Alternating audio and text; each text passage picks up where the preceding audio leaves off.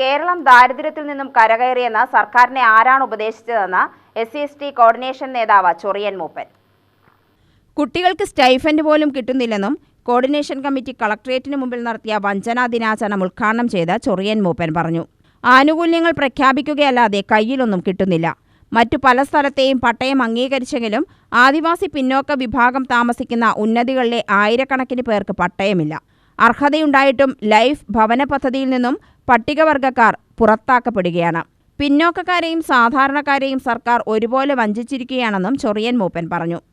ഓരോ വർഷവും പട്ടികജാതി, പട്ടികവർഗ, പിന്നോക്ക, ദരിദ്രരായിട്ടുള്ള വിഭാഗങ്ങൾക്ക് വേണ്ടി മാറ്റിവെക്കപ്പെട്ട സംഖ്യയുടെ എത്ര ശതമാനമാണ് ഉപയോഗിക്കാൻ കഴിഞ്ഞിട്ടുള്ളത്, അത് വേണ്ട രീതിയിൽ ഉപയോഗിച്ചിട്ടുള്ളത് എന്ന് ഒന്ന് കണക്കെടുത്താൽ ആ പണങ്ങൾ തന്നെ മര്യാദയ്ക്ക് കിട്ടാത്തത് കൊണ്ട് ഇവിടെ വേണ്ടത്ര വികസനം നടന്നിട്ടില്ല എന്ന് ആർക്കും മനസ്സിലാവുന്നതാണ്.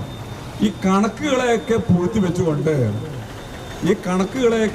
വെച്ചുകൊണ്ട് നമ്മുടെ രാജ്യത്ത് എല്ലാവരും വിദ്യാഭ്യാസമുള്ളവരാണ് എന്ന് പറഞ്ഞുകൊണ്ട് ഉണ്ടാക്കിയ നടപടി പോലെ എഴുത്തും വായനയും അറിയുന്നവർ എന്ന് എല്ലാവരെയും അംഗീകരിക്കുന്നത് പോലെ ഒരു ഒപ്പിടാൻ അറിയുന്നവരൊക്കെ എഴുത്തും വായനയും അറിയുന്നവരാണ്, എല്ലാവരും വിദ്യാസമ്പന്നരാണെന്നാണ് കണക്ക്.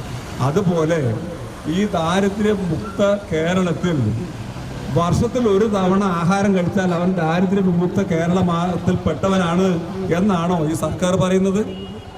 ഒരു ഒപ്പിട്ടാൽ അവൻ വിദ്യാഭ്യാസമുള്ളവനായി എന്ന് പറയുന്ന ഒരു സ്ത്രീ, ഒരു 70 വയസ്സായ അമ്മ, അവരുടെ പേര് തങ്ക എന്നോ ചിന്ന എന്നോ എഴുതാൻ പഠിച്ചാൽ അവർ വിദ്യാഭ്യാസമുള്ളവരായി എന്ന് പറയുന്ന രാജ്യത്ത് അതിദാരിദ്ര്യം മുക്തമാക്കുന്ന ഈ പ്രക്രിയയിൽ 3 ദിവസം കൂടുമ്പോഴോ 30 ദിവസം കൂടുമ്പോഴോ 3 മാസം കൂടുമ്പോഴോ ഒരു നേരം ആഹാരം കഴിച്ചാൽ അവർ അതിദാരിദ്ര്യ വിമുക്തമായി എന്നാണോ പറയുന്നത്? കോർഡിനേഷൻ കമ്മിറ്റി ചെയർമാൻ മായാണ്ടി അധ്യക്ഷത വഹിച്ചു.